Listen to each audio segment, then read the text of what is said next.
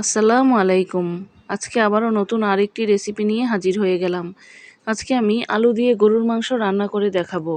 এটা সবাই কম বেশি রান্না করতে পারেন, আমি আমার মতো করে দেখালাম। এভাবে গরুর মাংস রান্না করলে খুবই মজা হয়। রান্না করার জন্য আমি এখানে 2 কেজি গরুর মাংস নিয়েছি, ধুয়ে পরিষ্কার করে নিয়েছি। সাথে আলুগুলোকেও কেটে ধুয়ে পরিষ্কার করে নিয়েছি। এবার চুলায় একটি প্যান বসিয়ে তেল দিয়ে দেব। সাথে কিছুটা পেঁয়াজ কুচি দিয়ে দেব, 2টি তেজপাতা, 5-6 টুকরা দারচিনি, 7-8টি এলাচ দিয়ে পেঁয়াজগুলো মশলা ও তেলের সাথে একটু ভেজে নেব। স্বাদমতো লবণ।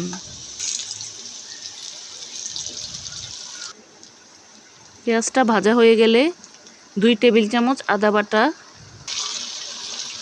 2 টেবিল চামচ রসুন বাটা দিয়ে মশলাটাকে একটু তেলের সাথে ভেজে নেব, যেন কাঁচা গন্ধটা চলে যায়।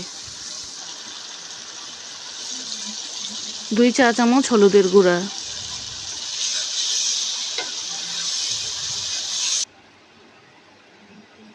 2 চা চামচ জিরার গুঁড়া,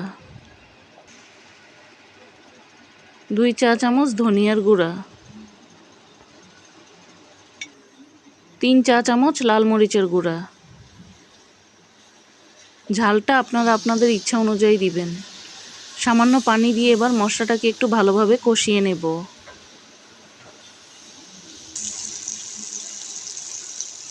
এক চা চামচ গরম মশলার গুঁড়া,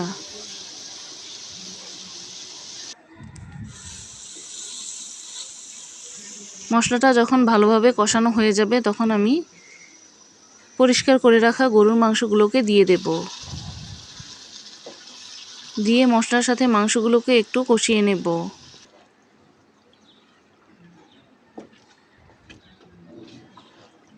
মশলার সাথে মাংসটাকে একটু সময় নিয়ে ভালোভাবে কষিয়ে নিতে হবে। কষাতে কষাতে যখন গা থেকে তেল ছেড়ে আসবে তখন বুঝতে হবে যে আমার মাংসটা কষানো হয়ে গেছে।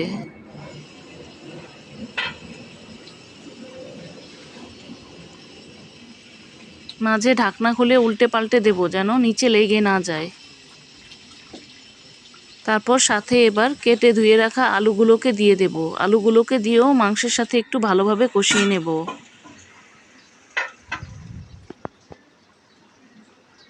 সাথে 7-8টি কাঁচামরিচ ফালি করে দিয়েছি।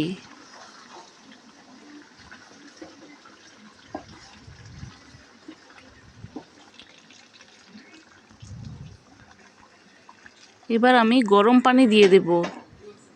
আমি এখানে ফুটানো পানি দিয়েছি।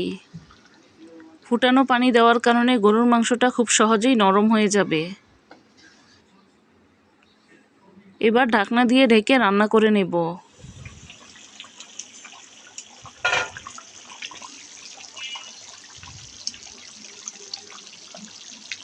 1.5 চা চামচ ভাজা জিরার গুঁড়া,